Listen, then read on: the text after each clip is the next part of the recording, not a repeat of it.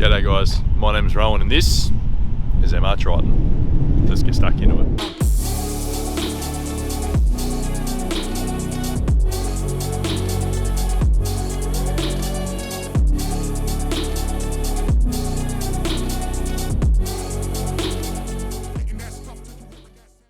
So today we're in South Australia's southeast swampy pine country, and if you've got a rough idea of where I am, keep to yourself. In my brief hiatus, I say brief, it was months ago since the last video. In my hiatus, I've been doing some exploration within myself, but also exploration in the country surrounding where I live. So what we're going to do is I've found some really cool tracks, some really rugged, muddy crap, and guaranteed you get stuck. You don't want to go in there unless you've got some know-how and some gear. So I wouldn't be caught dead in this kind of terrain without a winch. You know, they say, I'll get a winch for your full drive. It's a bit of an insurance policy, and hell, I'm a victim of that thought trap. But in reality, out here, a winch is a necessity. I don't care how big of a lift you've got. I don't care how aggressive your mud terrains are. I don't care whether you got front and rear diff lockers or what. This type of terrain, this type of mud, will suck you in and spit you out the other side, boys. So what we're going to do is I'm going to take you into some of that in my essentially stock as a rock Triton, except I've got some bigger tyres, some half used or mostly used up BF Goody KO2s, and I'm just going to get stuck. And I'm going to show you guys some hard slogging mud recovery, some beautiful surrounds, and yeah, good little comeback video. What the fuck is that? I promised you guys better video quality and stuff, so I'm going to give this whole drone thing a go. I think you guys are going to be pleasantly surprised.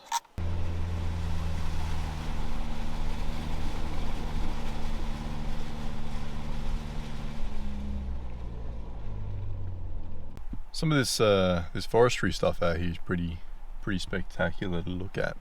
You know, this is some of the more mature plantation that they're currently felling to harvest timber and produce paper and wood products. Don't kid yourself, none of this is natural, none of this is biodiverse, it's just mass-produced wood for human consumption.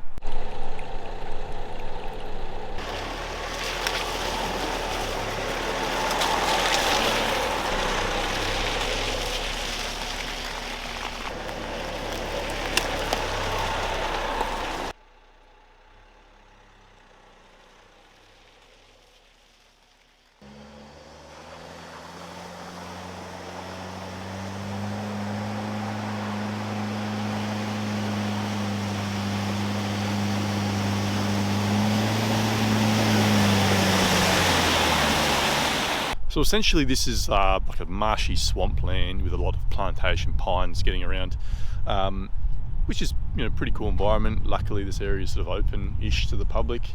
So whether you're really meant to be here, I don't know. First thing to remember is before you go getting stuck into any terrain like this, you really want to drop your tire pressures, something to down at least maybe 15, 12 PSI. You want as much flotation as possible. You want as much tread in contact with the surface on which you're driving as possible. But you also want to evenly distribute the weight of your vehicle across a wider surface area to minimize any kind of sinking that you may encounter or experience. So we're going to drop down these half-used BF Goody KO2s down to 15 PSI from about 40 PSI or 30 something PSI road pressure, whatever it is. And we're going to jump straight through this sloppy bog there. What I did last time was I got through this patch, got to the drier stuff, and that was pretty firm at the dry stuff. The issue was that further down there, it's even more boggy. So I tried to do a U-turn, front wheels went off the track, and ended up leapfrogging with my winch from tree to tree for about 150 meters until I got back onto that firm surface. So I'm pretty much going to try and recreate that this time, maybe with a bit of a camera, more filming, that way I can get you guys some content.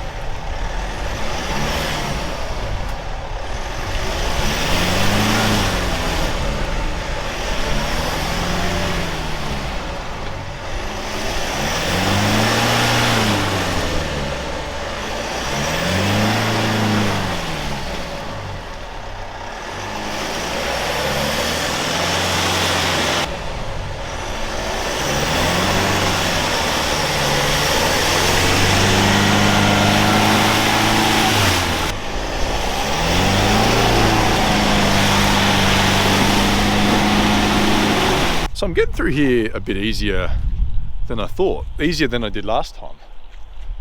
Last time I was a bit further on the outskirts, so once I get out of here I might go on the outskirts again and see whether that's any different. It's actually doing pretty good.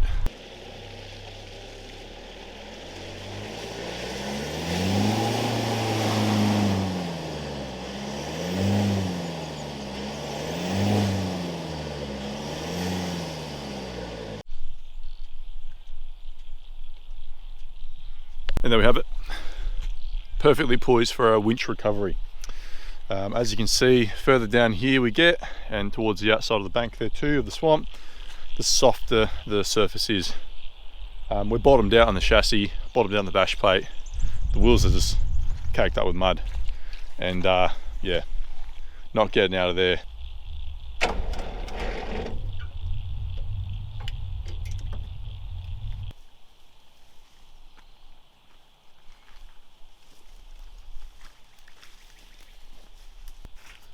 I never fancied myself a tree hugger. Whoa. The suction, it's too much.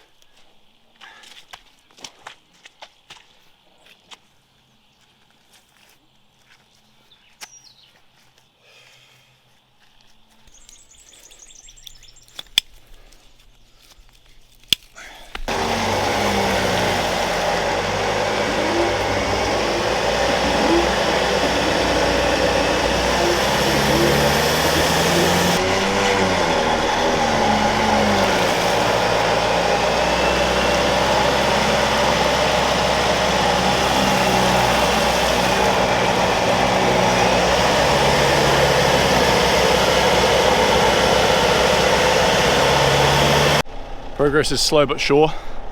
Don't worry, that winch isn't like fully under tension, so I'm not going to die, hopefully. I've left the vehicle running so the battery gets a bit of charge, because the winch really draws a lot of power from the cranking battery. Let's keep going.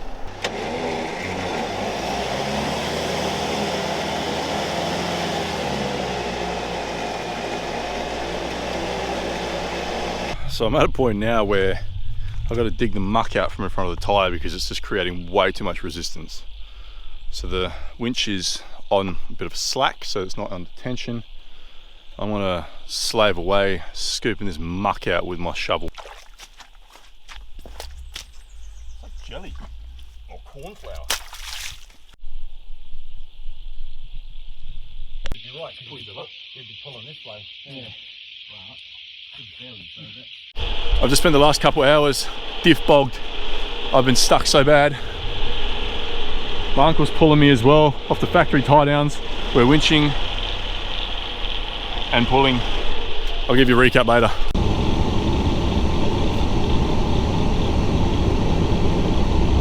So that, my friends, was one of the most intense full drive recoveries I've ever had the pleasure of undertaking. It was a combination of factors that led to me becoming extremely stuck. You know, 2 weeks ago, I was in the exact same location, and it had rained seemingly just as much. I drove in essentially the same spot, and when I went through last time, there was no track whatsoever, as in there were no wheel tracks whatsoever.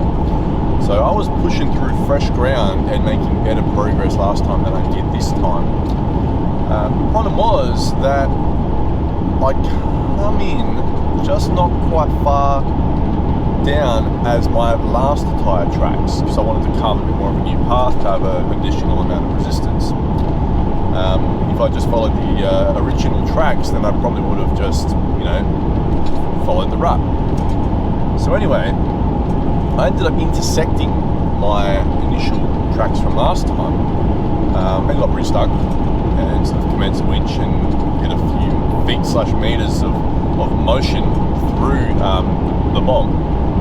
And it seems that at the deepest, not deepest, but the more muckier section of the bog, as I was closer to the swamp than last time at the front of my vehicle, the problem I encountered was I had buried my rear diff, whatever you want to call it. So that was interesting. I didn't quite clue onto it at first. I was digging around the chassis on either side of the vehicle, dug out all the mud from in front of the dash plate and the lower control arms, And I was like, why is this car not moving? You know, and so I'm pulling, and 9,500 pound winch, you know, tons of force, because the vehicle had no drive whatsoever, zero traction, and we're just freewheeling it. So anyway, ease attention on the winch, get out, all right, stop, breathe, reassess.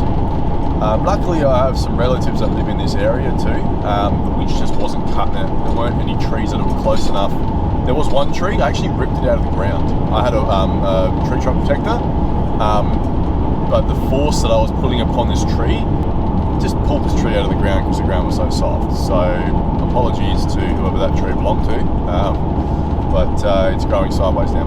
Now I've got to say, they say the Triton is a soft rotor, and I think that's probably more of a technicality than what the car's actually made for, because the forces placed upon this vehicle were immense, and I wouldn't be surprised if I've done some kind of chassis bending, because it was a very drastic recovery. But this car held up alright.